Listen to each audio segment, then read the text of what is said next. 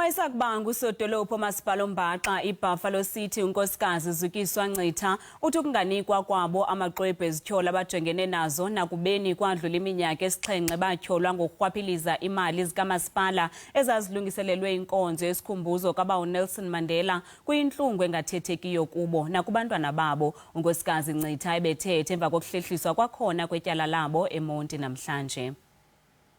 True, we are not happy. As my colleague have said, 7 years full. The case was being investigated. We never had our chance in court.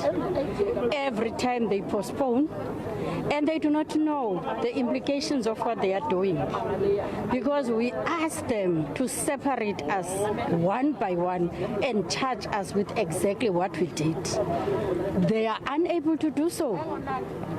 Now, the implications of this, not only what is happening in the country, it's our children.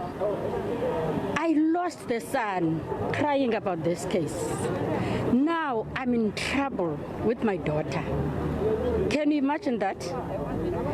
We don't fear to get to court. We were here for 7 years. We never missed a day. Today we are here. But you heard inside, they are unable to give us indictment.